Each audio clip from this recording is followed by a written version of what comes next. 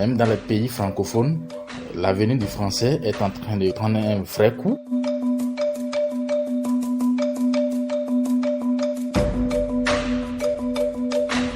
La langue française est une langue de bavardage.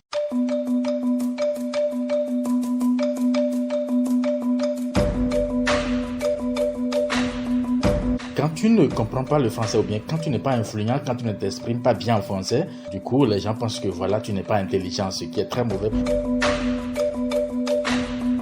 Ce podcast est produit par Laboratorio Art Contemporain dans le cadre du forum Notre Futur. Bienvenue à BT. Vous êtes artiste. Vous chantez en anglais, en français, en gungbe, en yoruba. Bonjour.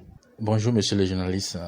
Nous voulons demander des précisions avec cette question. Le français, pourquoi faire? D'abord, le français, comme toute autre langue, sa première utilité est pour communiquer. Étant dans un pays ayant le français comme la langue officielle, je crois qu'il y a beaucoup d'utilité pour s'imprégner dans les affaires, pour entrer sur le marché de l'emploi, pour faire les affaires et pour communiquer. En première place, le français est utile dans tous ces sens. Pour vous qui avez beaucoup d'engouement pour la langue anglaise, quel regard portez-vous sur l'avenir du français? Est-ce que je vais parler d'avenir? Parce que là, la langue française connaît déjà son sort, connaît déjà son avenir. Nous sommes en train de vivre l'avenir déjà de la langue française comparée à la langue anglaise.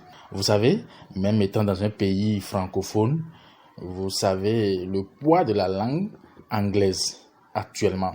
Donc, même dans les pays francophones, l'avenir du français est en train de prendre un vrai coup en face de la langue anglaise, et ce pour beaucoup de raisons, pour plusieurs raisons, pour la force économique des locuteurs premiers de la langue anglaise. Autrement, vous voulez aussi dire que beaucoup de pays francophones préfèrent adopter l'anglais comme langue officielle. Que pensez-vous de la collaboration entre le français et les autres langues? C'est malheureux aujourd'hui de constater que d'aucuns évaluent l'intelligence d'autres à base de la langue française. C'est un constat un peu triste. Quand tu ne comprends pas le français ou bien quand tu n'es pas influent, quand tu ne t'exprimes pas bien en français, du coup, les gens pensent que voilà, tu n'es pas intelligent, ce qui est très mauvais parce que l'intelligence ne s'évalue pas sur une quelconque langue.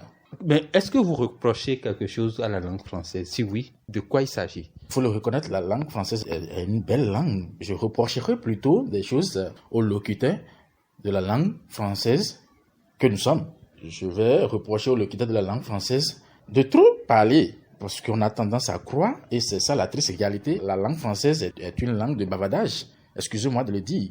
Les locuteurs de la langue française en général préfèrent trop parler qu'aller à l'action. Comparé à d'autres langues, par exemple la langue anglaise et les anglophones, vous allez voir les locuteurs de la langue anglophone en général aiment bien aller à l'action qu'à trop bavarder. Qu'à trop parler. Excusez-moi, c'est mon avis personnel. Je crois que bien des personnes seront d'accord, la majorité même sera d'accord avec moi. La langue française est une langue qui vous oblige à trop bavarder. Maintenant, dites-nous, qu'est-ce qu'il faut faire?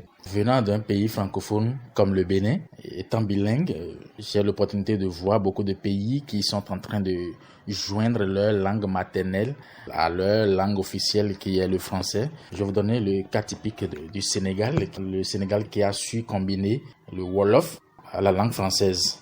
Et le Wolof est même en train de prendre une place très importante dans la société sénégalaise.